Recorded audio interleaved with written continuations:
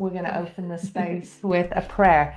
So if we had loads of time and we were doing a big ceremony, we would do probably like quite a long 15-minute meditation, but we're not going to do that today. So Jay kind of brought the energy in with the intention when he started, but really we just do a micro, just closing our eyes together if we just all tune into our bodies. And just the invitation is just to bring yourself inside, just feel your body on the chair, just close your eyes and just allow yourself to take a nice deep breath. And I'm going to open the space with a prayer, and I really want to invite you all to take what you like and leave the rest. That means that anything that I say in this prayer that doesn't align with you, that doesn't make sense to you or doesn't resonate with you, just leave it. Don't take it on board.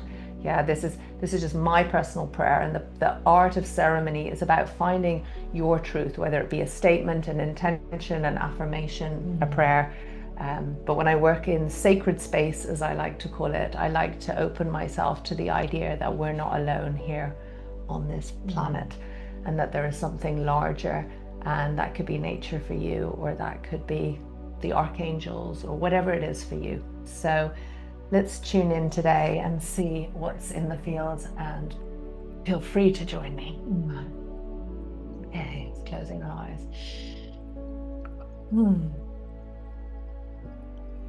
I call in all that holds us, all that guides us, and all that loves us. I call in a coherent field of benevolent intelligence, a higher state. I call in our higher state, the very best state of us. And I call in the collective higher states of all the beings on this call today. And I ask us to be held in higher realms of consciousness, leaving our lower selves, our shadow selves, the parts of us that are feeling stressed, unheard, and unhealed, just to make space for something new to enter into this space today. I call upon the archangels, ascended masters, and our ancestors, giving gratitude and thanks to all that has gone before us as we stand on the forefront of our ancestors. May we have the courage in our hearts to go beyond. May we have the courage in our hearts to expand, to be vulnerable, to speak our truth, to walk our path, to know our yes and our no. Help us to find alignment in these times. Help them to soften and steady our bodies, that we may come into peace internally, so that we may be the peacekeepers that this world so desperately needs. And we call in our prayers as we call in all that holds us, guides us, and loves us, to send not only our prayers to ourselves, to open us up to higher waves of coherence, but to all that we feel in deep connection and reverence with. And in the company of beautiful Yvette and her family that are in Jamaica during this hurricane, we send our prayers out to all the people in Jamaica. And we send our prayers that they may find peace in times of change, disruption, and upheaval. That they may stay calm, and that we may stay calm in times of change and upheaval. Teach us to go beyond the fear, that we may overflow and be in capacity to share our love and be of assistance when needed. We call in coherence with Mama Cacao into this space, the medicine of the heart, and we ask that our hearts be expanded. May we lead with our hearts, may we listen to our hearts, and may we be in community and relationship to each other in full sovereignty. May the pulse of love move through our veins and our blood as we ingest this cacao with our intentions. May we remember what it is to celebrate and to live at higher states of consciousness in the flow and currents of love. As above, so below, as within, and it is so without, with deepest reverence to all living things. Amen.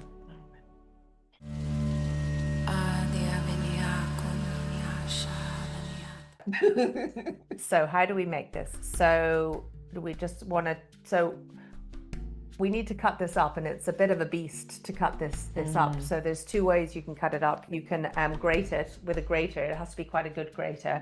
Or I use a bread knife to be able to do this. And you just kind of like shave off bits I don't know, Jay, can you get close on that, or should I just shave off and then show you? Yeah, so there's someone I did earlier. Said it was going to be like get ready to wear Master Chef, not get ready to be cooked, because that's all the little bags. So yeah, and as you can see, I didn't cut that up perfectly. It doesn't really matter. It's just about kind of you cut it all up and you measure out. So let's say I was doing for 2 of us, then I would maybe go 80 grams, I'd say, 2 times 2. So you measure out how much you need, how many people are going to have the cacao. And then you literally, and this is as simple as it is, get the cups that you're going to serve your cacao in and measure the hot water and then into the cacao, and that's the ratio basically. That's your recipe. I'm always like Irish, dyslexic, and really bad. I cook loads of food and people say to me, oh, can you send me the recipe? And my cookbook is a dash of this and a dollop of that, because I can't do measurements. And this is the great thing with cacao. Once you get used to a bar of cacao, so a bar of 500 grams like this does 10 strong 50-gram cups. So you could even just like mark it, you know, you could just divide it into 10 pieces and then you could just shave it off if you don't have a scales. Or I say 10 to 12, so because 50 is quite strong, or it will last longer. So when you think of the investment and people go, oh, that's quite a lot of money for some chocolate, you think, well, actually it's not really, because it's only like less than £4 per cup of cacao. So which is a crap coffee in Starbucks. Yeah, exactly. So it isn't actually that expensive for what you're getting. So what I did on my journey is that I was like, okay, the grainy, watery cacao that I've been served is not really turning me on, and we won't be drinking much of that.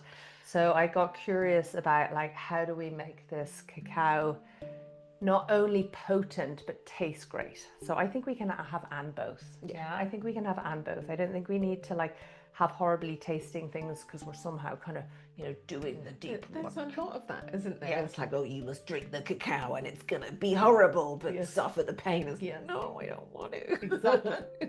So I started to get curious about, it's a great ally medicine, so it works really well with different plants. Yeah, so it synergizes really well, particularly with rose. So we have some lovely rose here. So cacao and rose like to be friends, and they work really well together. So I created a herbal tea blend. Here's my herbal tea blend, which is basically a combination of lots of loose leaf teas. So you can drink this on your own. And it's called Together Tea because it does what it says on the bottle. It's all about bringing yourself back together again and bringing yourself together again. I have to say, I really, really love. What's the other one? The Sacred. It's the Steam. I haven't put that out. Oh, the Sacred Cleanse one. This one, just having this on its own. I do usually blend it with my cacao, but even just having this one on its own is, it's peaceful. Yeah, it's just beautifully well, you can peaceful. Well, you can see that read on the bag. Oh, okay. So rose, mugwort, chamomile, lemon balm, linden blossom, tulsi, damanina, and licorice. And so what's amazing is like everything has got like, so I created this with a herbalist, and everything's got a physical component. So you know. Chamomile aids digestion, and we all know it kind of calms us down as well. And then I created like a spiritual meaning as well. So you get that information on the back. So it's really good when you're working with plants to start to consider that plants are a ally. They're a kind of intelligence, yeah. And if mama cacao is the heart, then each plant. And depending where we're from in the world, we might have a different relationship with different plants. And so, you know, you can go read a book on like the qualities of rose and what rose does. But I always say to people, allow yourself to experience rose and let it teach you through direct experience. Yeah, so you might just even get a fresh rose from the garden. I don't recommend from the florists. No. And you just put some hot water on rose petals, and you just sit in meditation, and you notice as I drink this rose tea, like what happens in me. So anyway, so I've made a brew here. So I've put the loose leaf tea in, and you could just have, you know, like those little tea strainers if you're just making it for one, and just steep it. So what you don't want to do with ceremonial cacao is you don't want to put boiling water straight onto it, because boiling water will kill the nutrients. So you just want to steep it for a little bit. And then you want to consider, okay, what else am I going to put in my cacao? And so it's optional. You could just literally have like a nice tea, and you can use you could use a tea bag. You don't have to use these amazing plants, but like Yvette said, think about like everything that's got a different vibration and frequency. And when you're cooking, it's like we can be so focused on it being good quality and it tasting delicious, but not actually considering the energetics of the medicine. Yeah. So I want to think about, okay, what am I going to make in my, like, it's like a cook, you know, like being in a cookbook, what kind of cacao do I want? So I do like to sweeten my cacao, but I don't think we need sugar in this day and age. So there's a few different sweeteners that I offer. So you can have coconut sugar, maple syrup, honey, or one of my favorites is dates. And you just take the seeds out of the dates and blend them into the cacao. So I've got a sweetener, I've got a tea, I've got my cacao, and then I might want to just bring a certain flavor to it. So one of my favorite things to do is, like, if I'm having a real posh cacao, I will get vanilla beans, and I will open them, and then I will scrape the vanilla beans into the cacao, and I will put the remaining pod into the tea so that that flavor can go in. And vanilla grows around the cacao tree. So it's like, I always think, you know, if I win the lotto, I'm going to sell cacao already infused with vanilla in it, because it's just like so good. And if you can find a good supply of vanilla, like batch buy it and put it in your freezer, because it goes through these price hikes, and sometimes buying vanilla is just crazy expensive.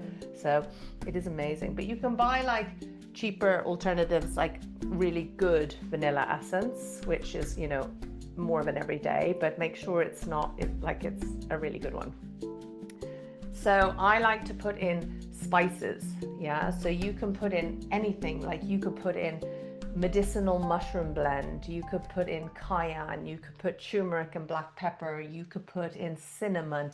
I'm feeling like your elegant assistant. Oh yeah, so you can put so you want to kind of think what complements each other. So maybe on a winter's day, you might make a tea with like slow brew it with like cinnamon and turmeric and cinnamon, ginger and star anise, and you like a kind of Christmassy vibe.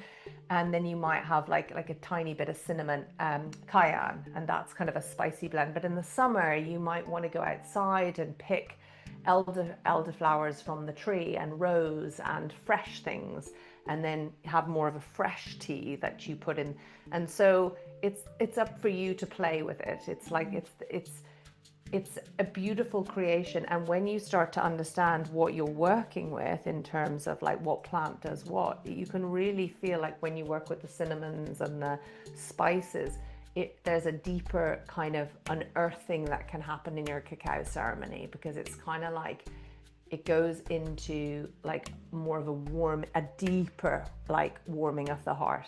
So yeah, it's an experiment. This all kind of ties back to what you were talking about at the beginning with the preparation piece. Like even the process of creating the cacao is actually part of the ceremony in itself. Like going out in the garden and finding the rose or the rosemary or the nettles or whatever, is just coming back into that place of being conscious of where we're going, and it just brings you back into the present moment and connects you back into the land. So exactly.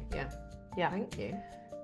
So I do also like to add like a pinch of like Celtic sea salt or Himalayan salts. There is a journey to be had with salts, just to bring out the flavor a bit, but don't go kind of crazy on the salt or you'll get dehydrated. So also to say, before you go into a cacao ceremony, you want to get really hydrated. You want to drink lots of water, lots of tea, and then you want to stop drinking water. And then when you've had your cacao, you don't want to have water for at least an hour afterwards, because it kind of can make you feel a bit nauseous, especially on a strong cacao.